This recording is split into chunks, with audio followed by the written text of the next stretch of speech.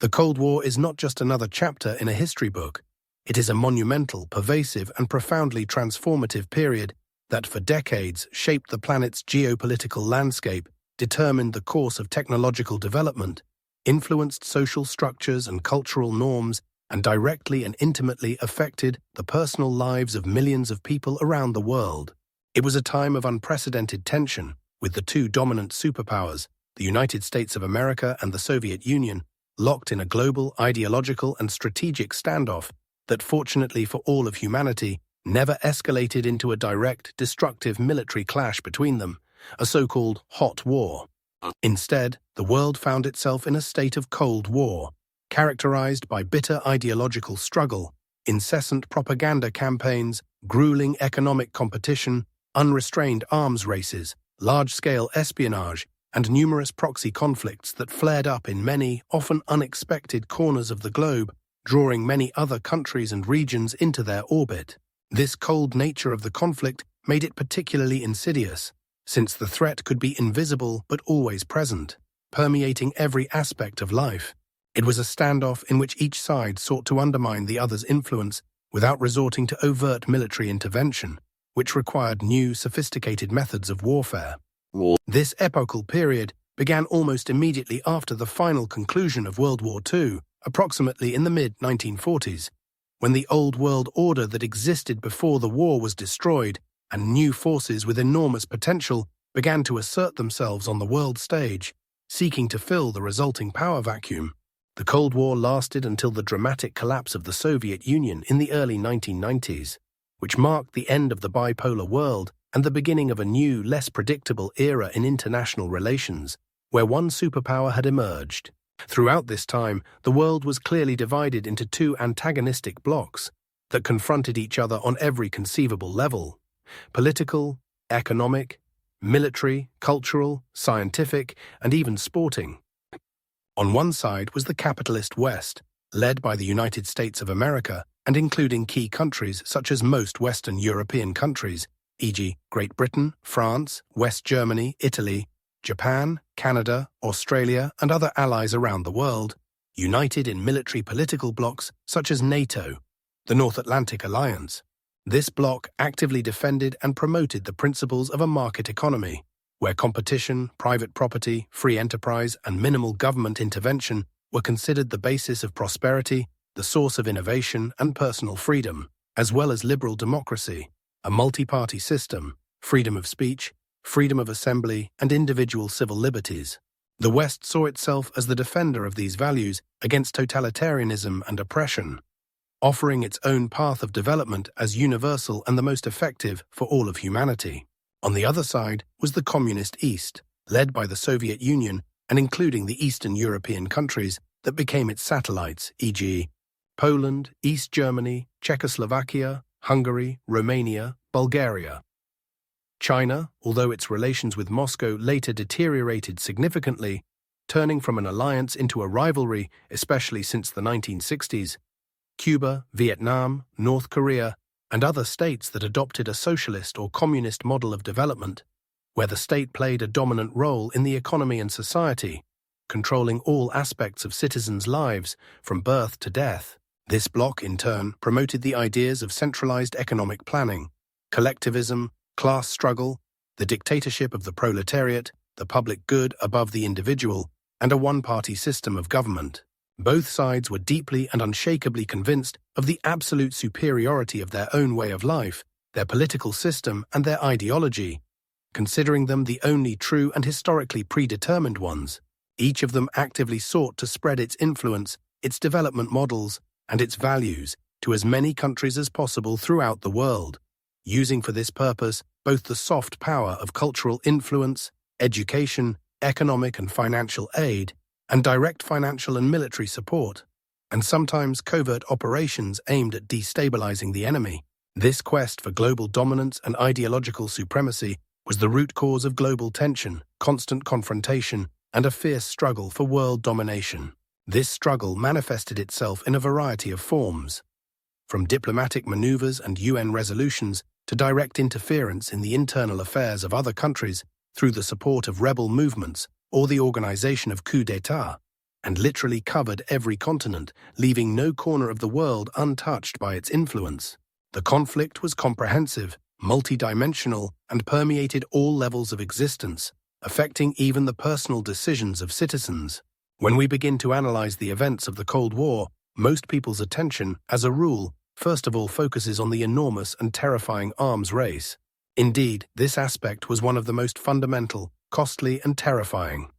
Both opposing sides, the United States and the Soviet Union, spent simply colossal, unimaginable amounts of financial, material, and human resources on the creation, maintenance, and continuous modernization of their armed forces.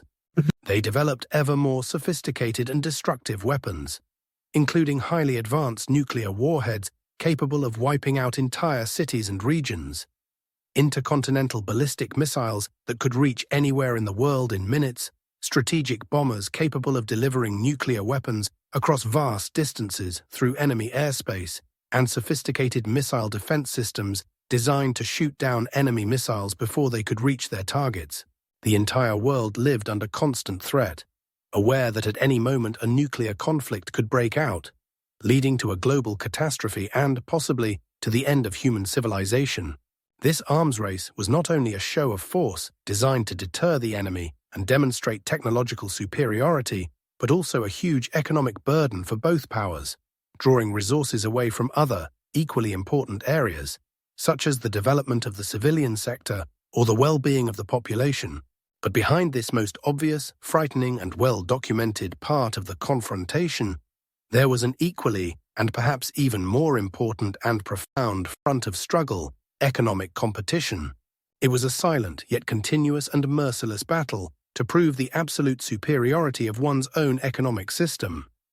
Capitalism, represented by the West, versus communism, embodied by the East. Each side tried to prove to the world and its citizens that it was its economic model that could provide the population with the best standard of living, maximum well-being, a fair distribution of resources, and the most effective development of society as a whole, demonstrating its viability, progressiveness, and superiority over its competitor. This economic battle was not just a backdrop, but the central element of an ideological confrontation, where the success of one system meant the defeat of the other.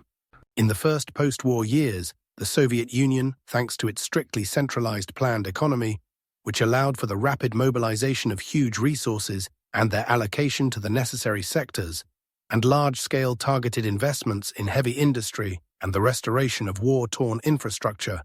demonstrated truly impressive rates of recovery and growth. Industrial giants, like a phoenix, rose from the ruins, and completely new high-tech industries developed, such as nuclear energy, jet aircraft construction, and then rocketry. The country made great strides in fundamental science and applied technology, which earned the respect and fear of the West. These achievements culminated in the launch of the first artificial Earth satellite in history, the legendary Sputnik, in October 1957. This event not only shocked the world with its unexpectedness and scale, but also became a powerful propaganda triumph for the USSR, indisputable proof of its technological might and ability not only to catch up, but also to confidently overtake the West in the all-important space race. Then came the first manned flight into space by Yuri Gagarin in April 1961, which further strengthened the USSR's image as a leader in scientific and technological progress and demonstrated its ability to challenge American leadership. However, despite these impressive successes in heavy industry, military production, and the enormous achievements in space exploration, the Soviet economy constantly faced systemic and chronic difficulties in the production of consumer goods, agriculture, and, as a result, in meeting the daily needs of its own population. Shortages of quality goods, endless queues for basic foodstuffs and household items, extremely limited choice, low quality, and lack of innovation in the consumer sector. All this was part of the harsh everyday life for most Soviet citizens, creating a serious contrast with the standard of living in the West and becoming a constant source of discontent and latent disappointment. This lack of basic goods undermined the morale of the population and called into question the advantages of the socialist system. The United States, on the contrary, based on the principles of the free market, fierce competition between companies, incentives for innovation, protection of private property, and unlimited private entrepreneurial initiative, relied on constant technological breakthroughs, mass consumerism, and a steadily growing variety of goods and services. Although the American economy also experienced its own economic downturns, crises, and social problems such as inflation, unemployment, or racial segregation, on the whole it provided a significantly higher standard of living for the majority of its citizens, offering them a wide, constantly updated range of goods, a developed and accessible service sector, as well as many more opportunities for individual expression, career growth, and personal enrichment. This economic dynamism and prosperity, although flawed and unevenly distributed,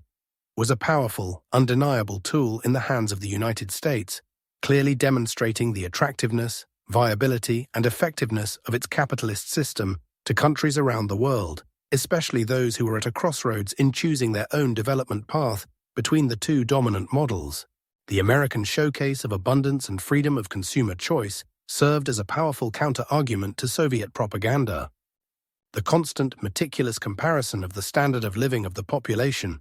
the volume of industrial and agricultural production, the availability and diversity of goods, as well as all technological achievements, became an integral and central part of the ideological battle between the two superpowers. Both sides actively used their real economic successes, or, in case of failures, carefully concealed them, using complex manipulations with statistics and propaganda as a powerful weapon. Reports on gross domestic product, growth rates, labor productivity became not just economic indicators, but weapons of ideological struggle designed to prove the superiority of one system over the other. The economic struggle was a silent but incredibly effective war, waged without a single shot being fired. It influenced the paths that developing countries chose, the formation and reformatting of international alliances, and ultimately the slow but steady undermining, or, on the contrary, strengthening of faith in one or another social and economic system. This race was a struggle for hearts and minds, and its outcome was no less, and sometimes more significant, than the outcome of any military conflict, since it directly affected the well-being and daily life of people, their loyalty and satisfaction with their system, determining which ideology would prevail. Ultimately, it was the economic problems of the USSR that played a key role in its collapse. When most people think about the Cold War, they often picture a rather simplistic, bipolar picture of the world, a rigid, uncompromising standoff between the United States and the Soviet Union, West and East, with no middle ground or shades of gray. This model, while reflecting the general structure of the conflict, oversimplifies reality. However, this oversimplified palette overlooks one of the most significant and often underestimated nuances: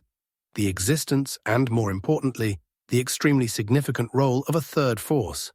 the so-called non-aligned countries. This was a large and diverse group of states that consciously and on principle refused to join either of the two dominant military or ideological blocs,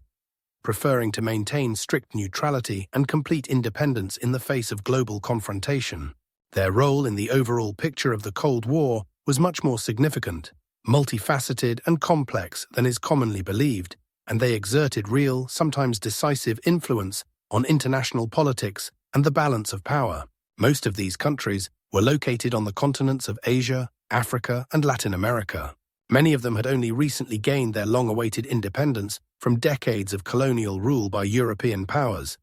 which had been followed by decades of struggle, national liberation movements, and sacrifices. These young states were determined to avoid any new form of dependence or embroilment in foreign struggles for influence that could undermine their hard-won sovereignty and autonomy, as well as distract them from pressing domestic development problems such as poverty, illiteracy, and lack of infrastructure. This is why they banded together to form the non-aligned movement INEM, which was formally founded at the first conference in Belgrade in September 1961. Among the key initiators of the movement and its most influential leaders were such outstanding personalities as Josip Broz Tito of Yugoslavia,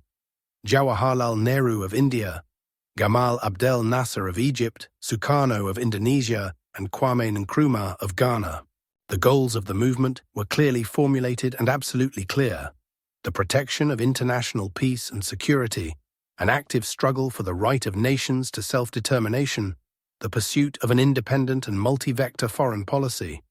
a principled refusal to participate in any military blocs and resolute promotion of global disarmament, especially nuclear disarmament, which threatened the entire world. They sought to create a more just and equitable world order. This stance of the non-aligned countries became a direct challenge to both superpowers, as both Washington and Moscow actively and relentlessly sought to expand their spheres of influence, drawing more and more countries into their ideological and military orbits. They offered economic aid, military cooperation, technological transfer, and ideological promises in an attempt to convince these countries of the advantages of their path. These nations became a kind of third voice on the international stage, often harshly criticizing bloc politics, calling for de-escalation of tensions between the superpowers and offering alternative peaceful solutions to global problems. They played an active role in international organizations such as the United Nations, where their collective voice could influence the adoption of resolutions, especially in the General Assembly, where they had a majority. They held important international conferences, such as the Bandung Conference in April 1955, which foreshadowed the non-aligned movement and formulated 10 principles of peaceful coexistence, including respect for sovereignty and non-interference in internal affairs. And in these forums they developed common ground by pooling their efforts. Non-aligned countries often acted as impartial mediators in regional conflicts, such as the Arab-Israeli conflict, conflicts in Africa or Latin America, or offered fresh, independent perspectives on world events that might be blinded by bloc ideology. Their very existence undermined the simple bipolar logic of the Cold War, forcing both the US and the USSR to take into account a much wider range of global opinions, interests, and cultural identities, and to compete for their favor and loyalty, rather than simply dictating their will. The competition for influence in these non-aligned countries was incredibly intense, multifaceted, and often covert, hidden from prying eyes. Both superpowers tried to pull them over to their side using a variety of tools. Large-scale economic aid in the form of loans, grants, and infrastructure development projects. Generous military supplies of weapons, from small arms to tanks and aircraft. Various cultural exchange programs and, of course, powerful ideological promises of a better future, be it a capitalist paradise or a communist society. Often, this struggle for influence led to the emergence of numerous proxy conflicts, when the superpowers actively supported opposing factions, rebel movements, or even organized coups d'état inside the non-aligned states, turning their territories into proxy battlefields. Examples include conflicts in Vietnam, Korea, Afghanistan, Angola, Congo, Nicaragua, and Chile. However, the non-aligned nations themselves, despite all the external pressure and numerous internal problems, tried their best to preserve their independence, avoiding direct and deep involvement in other people's conflicts. Their collective voice, although not always absolutely united and monolithic, due to disagreements between the members themselves and their various interests, represented a powerful moral and political argument against the violent division of the world into two warring camps, constantly reminding of the need to respect state sovereignty, the principles of peaceful coexistence, international law, and justice. They became a symbol of the desire for freedom, independence, and one's own path of development in the conditions of a tough bloc confrontation, which was extremely important for the self-awareness of young nations that had just liberated themselves from the colonial yoke. They showed that a third path was possible, which was neither capitalist nor communist, and this path had its supporters all over the world. Let's talk about the third stereotype indeed. When we start talking about propaganda during the Cold War, a rather simplified and one-sided stereotype immediately arises in the minds of most people, that the Soviet Union constantly issued primitive, grotesque, anti-American slogans and caricatures, while the United States, in turn, constantly demonized communism, presenting it as an absolute evil threatening the entire free world. In fact, this picture is far from the full truth and reflects only a small, superficial part of a complex and multifaceted reality. Both sides, the West and the East, conducted truly large-scale, multifaceted, and surprisingly sophisticated propaganda campaigns, using a wide range of psychological, cultural, and informational tools. These campaigns were extremely complex, often operated in subtle, barely noticeable ways, penetrating the subconscious of the target audience, And what is especially interesting, sometimes gave completely unexpected and sometimes even directly opposite results to what their authors had originally intended, showing that control over information is not always possible. The United States, in its efforts to promote its fundamental values, individual freedom, the principles of liberal democracy, the advantages of a market economy, the abundance of a consumer society, and the American way of life, used a wide, diverse, and highly innovative range of tools. This included not only traditional media, such as newspapers, magazines, radio, and television, but also a powerful cultural industry, which became one of the most effective instruments of soft power and cultural diplomacy. Hollywood films, for example, actively demonstrated the American way of life in all its glory, emphasizing wealth, abundance, personal success, family values, patriotism, and American exceptionalism, showing happy families in spacious homes with cars and household appliances. Jazz music, with its free form and improvisation, and later rock and roll, with its rebellious spirit, were perceived as a symbol of true freedom, individuality, and rebelliousness, attracting young people all over the world, including the Eastern Bloc countries, where this music was banned or restricted. Radio stations such as Voice of America, Radio Liberty, and Radio Free Europe broadcasted throughout the Soviet bloc and other Eastern countries, breaking through jamming devices and disseminating Western news, analysis, music, fashion trends, and, of course, ideas of democracy and freedom, offering an alternative view of the world and undermining the monopoly of official propaganda. Various cultural exchange programs, sporting events, for example, tours of American basketball teams or performances by artists, tours of theaters and orchestras, art exhibitions, for example, the American National Exhibition in Moscow in 1959, where the famous kitchen debates between Nixon and Khrushchev took place, were actively organized, the purpose of which was to show the face of America, its openness, friendliness, cultural wealth, and technological achievements. American propaganda sought to present the United States as a land of unlimited opportunity, innovation, individual success, and prosperity, where everyone could achieve their American dream through hard work and freedom of choice, demonstrating its success in comparison to the scarcity and limitations of the East. The Soviet Union, in turn, through its strictly controlled state media, the newspapers Pravda and Izvestia, radio stations, central television, film studios, education system, art, literature, cinema, and theater, sought to highlight the alleged shortcomings and vices of capitalism. Particular attention was paid to such problems as racial discrimination in the USA, which was a sore subject for America at that time due to the civil rights movement for blacks. Unemployment, poverty, exploitation of the working class, social inequality, and aggressive foreign policy, imperialism, militarism. At the same time, they tirelessly extolled the advantages of their socialist system, emphasizing the ideas of collective well-being, social equality, although often this was only a declared value, not a reality. Social security for all citizens, such as free education from kindergarten to university,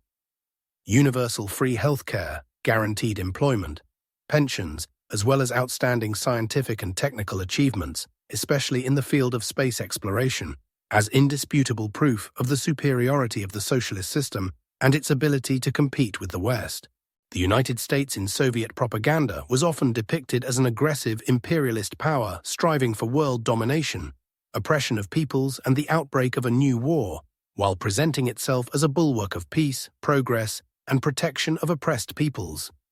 What is often overlooked in the analysis of these propaganda campaigns is how these messages were actually received by ordinary people on both sides of the so-called Iron Curtain. Citizens of both the West and the East were often far more insightful, critical, and capable of independent judgment than the propagandists had hoped. For example, while the Soviet media showed cartoons of America with long lines of unemployed people, many Soviet citizens were well aware of the shortages and endless lines for the most basic goods in their own country, which undermined trust in official information and bred cynicism and discontent, especially among the young. Conversely, American propaganda, focusing on Soviet repression and lack of freedom, could not completely hide the fact that some aspects of Soviet social programs, such as guaranteed education for all citizens, Free healthcare or guaranteed employment could be very attractive to some segments of the population in the West, especially among the working class, suffering from economic crises, unemployment, and lack of reliable social guarantees. This created a certain duality of perception. Moreover, sometimes propaganda efforts had completely unexpected and even counterproductive effects. For example, American radio stations broadcasting rock and roll and Western pop music were intended to demonstrate the cultural vitality and freedom of the United States. But this also unintentionally fueled youth rebellion, self-expression, and changes in public morals within the West itself, which did not always please conservative circles in the United States, who saw it as a threat to traditional values. Similarly, the harsh Soviet attempts to completely control information and block Western sources, such as radio stations or foreign magazines, by jamming, censorship, criminal prosecution for distributing anti-Soviet literature, and creating an Iron Curtain, often had the opposite effect, increasing interest in the forbidden Western media,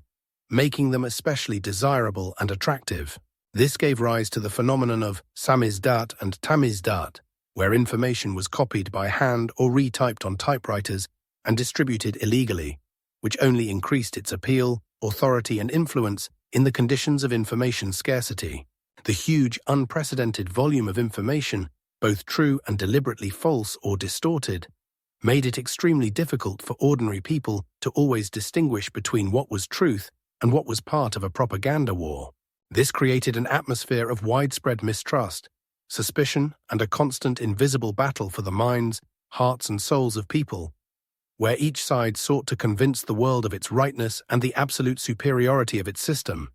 manipulating facts and emotions, and often resorting to psychological pressure. The fourth truth was that the role of espionage was much more common than just James Bond. When the collective consciousness of Cold War espionage conjures up images of the vast majority of people automatically think of daring, charismatic, and incredibly glamorous agents, superheroes like James Bond from popular movies. This image involves thrilling car chases, fierce shootouts in exotic locations, graceful seductions, the use of incredible gadgets, and of course, devastating explosions saving the world from yet another villain. But the reality of Cold War espionage was far more complex, far more prosaic, and incomparably less romantic, yet immeasurably more deeply embedded in every aspect of the global struggle. Espionage was not limited to rare, high-profile operations by elite secret agents seducing targets or undermining strategic installations. It was a massive, all-encompassing, truly global enterprise involving not tens or hundreds, but thousands, perhaps tens of thousands, of people acting in a variety of roles.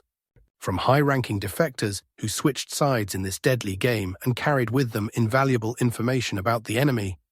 to carefully recruited double agents secretly working for both sides and passing on disinformation, and to completely ordinary citizens who were recruited to carry out seemingly completely harmless, but in fact extremely important intelligence-gathering tasks, such as photographing documents, intercepting letters, or passing on rumors that could contain nuggets of valuable information. Both the Central Intelligence Agency of the United States of America and the Committee for State Security of the Soviet Union, as well as their numerous allied intelligence services around the world, such as MI6 in Britain, the Federal Intelligence Service in West Germany, and the East German Ministry for State Security, known as the Stasi, invested enormous, unimaginable amounts of financial, human, and technological resources in the systematic and continuous collection of information about each other's military capabilities, army strength, types of weapons, strategic plans, troop deployments, economic strength, production volumes, scientific developments, agricultural conditions, technological advances, and, equally important, about the political intentions, internal decision-making processes, and even the personal characteristics, weaknesses, and vulnerabilities of the enemy's leaders that could be exploited to exert pressure. This process of intelligence gathering was multifaceted and included a wide variety of methods and technologies, from electronic interception of telephone conversations, radio transmissions, and telegraph messages, including wiretapping of diplomatic missions and embassies, to the use of sophisticated satellite surveillance systems capable of discerning the smallest details on the Earth's surface, and aerial photography from high-altitude reconnaissance aircraft. From deciphering the most complex coded messages and reading ciphers that seemed unbreakable, to classic but extremely risky human intelligence when agents penetrated foreign structures, recruited and managed valuable sources inside the enemy government, military, scientific or industrial circles, receiving information firsthand and even influencing internal processes. Industrial espionage was as widespread and important as traditional military espionage, and sometimes even more so. Both superpowers desperately tried to steal each other's latest technological secrets to gain a decisive advantage in everything from designing advanced aircraft, such as jet fighters and bombers, and building new-generation submarines capable of carrying nuclear weapons covertly to developing computer technology, communications, radar systems, new materials, chemical weapons, biological weapons, and even methods for producing everyday consumer goods that could demonstrate the effectiveness of one of the systems. The secrets of the atomic bomb, the hydrogen bomb, jet engines, transistors, microchips, space rockets, and even the latest medical drugs and agricultural technologies were all the objects of a fierce hunt by the intelligence services. Even seemingly harmless cultural exchanges, international scientific conferences, sports competitions, and diplomatic missions were often used as convenient covers for conducting intelligence activities and collecting valuable information, and some participants in these programs were actually undercover agents whose primary goal was far from cultural or scientific. The constant, oppressive, and almost tangible fear of enemy infiltration, betrayal within one's own ranks, and, of course, the leakage of vital secret information was all-encompassing and generated real paranoia, both among the population and, especially, in the highest echelons of power and intelligence services. This led to numerous internal purges, counterintelligence operations, rigorous loyalty checks, the use of polygraphs, and a bitter struggle for influence both within the CIA and the KGB, where everyone suspected everyone else and where careers depended on vigilance and efficiency in identifying moles. Stories of so-called sleeper agents who lived for years under deep cover, biding their time, of unbroken secret codes whose cracking could change the course of history, of ingenious plans to mislead the enemy, and of daring missions to penetrate the most guarded and inaccessible installations, certainly capture the imagination and have inspired hundreds of films, television series, and spy novels. But the true, profound, and lasting impact of espionage was the continuous, if often fragmented, contradictory, and incomplete flow of information that, sometimes completely accurate and sometimes deliberately misleading, shaped the decisions of leaders on both sides. It was a silent war, waged in the deep shadows, where one tiny but strategically important piece of intelligence could instantly shift the balance of power, prevent a potentially catastrophic global conflict, or conversely, become the catalyst for a new, dangerous crisis. The human cost of this invisible war was also enormous. Agents risked their lives every day, often living in constant fear of exposure, and many faced dire, often fatal consequences if they were discovered or betrayed. It was a constant game of survival, where the cost of error was too high and moral dilemmas were a daily reality, shaping the character of entire intelligence agencies and influencing the fate of countries. And finally, the most pervasive, and perhaps most often underestimated aspect of the Cold War was the deep, bone-chilling, all-consuming fear of nuclear annihilation. This was not just an abstract political issue, a distant military doctrine, or a theoretical scenario discussed only by a small circle of experts in closed rooms. It was a constant, tangible, almost palpable presence that profoundly and irreversibly affected the daily lives, the psychological state, and the worldview of millions, if not billions, of people around the world, but especially in the United States and the Soviet Union, which were on the front lines of this confrontation and possessed the largest nuclear arsenals.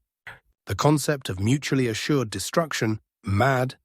or as it was simply called, the doctrine of mutually assured destruction, was a mind-boggling logic. A full-scale nuclear attack by one side would inevitably lead to a retaliatory massive strike by the other side, and, as a result, to the complete, total destruction of both warring parties and possibly most of human civilization and the Earth's biosphere,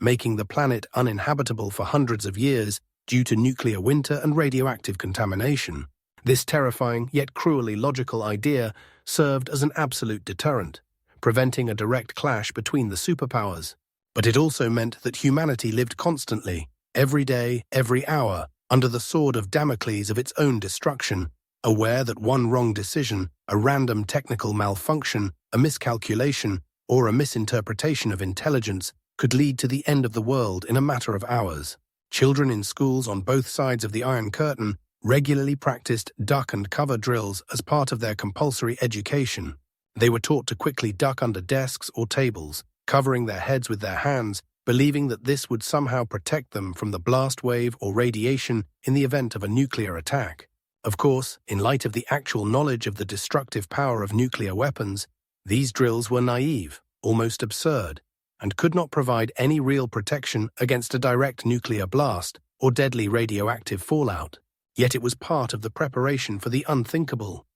part of the everyday reality that shaped the consciousness of an entire generation growing up under this sword of Damocles. Families across the United States busily built individual fallout shelters in their backyards, spending considerable money and effort, and even ordering pre-made kits. They stocked up on canned goods, large quantities of drinking water, medical supplies, battery-powered radios to communicate with the outside world, and even guns to protect themselves from other survivors, preparing for an apocalyptic future where survival would depend on isolation from the outside world and a fight for what resources remained. Numerous public service announcements and educational films such as Protect Yourself from Radiation were broadcast in schools, on television and radio, explaining in dark and frightening tones the potential consequences of nuclear war, showing destroyed cities, desert landscapes, mutated animals, and grim scenarios of survival in a post-apocalyptic world. These images were deeply imprinted in people's consciousness. The Cuban Missile Crisis, which broke out in October 1962, was the culmination of this fear, the moment when the world found itself literally on the brink of a global nuclear catastrophe. For 13 tense days, the world teetered on the brink, and only the courage, endurance, and complex diplomacy of leaders such as U.S. President John F. Kennedy and First Secretary of the CPSU Central Committee, Nikita S. Khrushchev, as well as behind-the-scenes negotiations and mediation by the UN, prevented the worst. This incident demonstrated to the entire world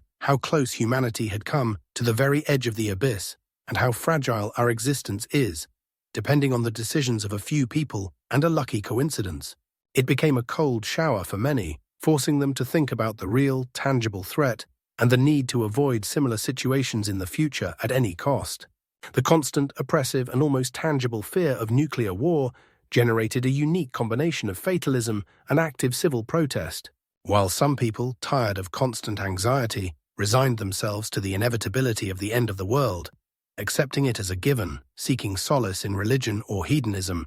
others, on the contrary, became ardent and active participants in the anti-nuclear movement. They organized mass protests against the arms race, held peace marches, signed petitions, gave lectures, and tirelessly called for complete nuclear disarmament. Movements such as the Campaign for Nuclear Disarmament, CND, in the UK, or the Nuclear Freeze movement in the US recruited millions of supporters, uniting people of different professions, ages, and political views. This pervasive fear also permeated the art, literature, and cinema of the time, finding expression in dystopian novels, disaster films, protest songs, and paintings that expressed the profound anxieties, existential fears, and moral dilemmas of the complex times. This deep-seated subconscious fear informed policy decisions at the highest levels, influenced defense spending, shaped international relations and diplomacy,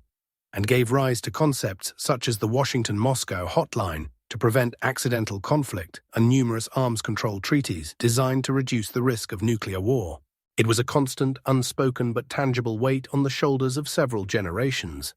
a chilling reminder of the unprecedented, unimaginable destructive power that humanity had unleashed. The very existence of nuclear weapons forced leaders to be extremely cautious and measured in their decisions, but it also created an atmosphere of constant tension, numerous crises, and so-called near misses, when the world narrowly avoided catastrophe. We can only fully appreciate the scale and potential catastrophic nature of these situations now, decades after the end of the Cold War, realizing how close we were to the brink and what lessons we need to learn from this period of history to preserve peace in the future. In sum, the Cold War was not simply a series of historical events listed in chronological order. It was a grand, all-encompassing global drama that defined an entire era and left a deep, indelible mark on the face of the modern world. It was a time of intense ideological struggle, unprecedented technological races, unprecedented levels of espionage, and the all-consuming fear of nuclear catastrophe. But it was also a period marked by unexpected diplomatic breakthroughs, moments of deliberate de-escalation when the world teetered on the brink of destruction, but through effort and will to peace, managed to hold on and not slide into the abyss. It showed that even in the midst of the most intense confrontation, it is possible to find ways to engage in dialogue and prevent catastrophe. Understanding these 5 often forgotten or underestimated truths helps us see the Cold War not as a simple, one-sided story of good versus evil, but as a complex, multifaceted, deeply contradictory, and incredibly influential period that continues to shape our world, our political systems,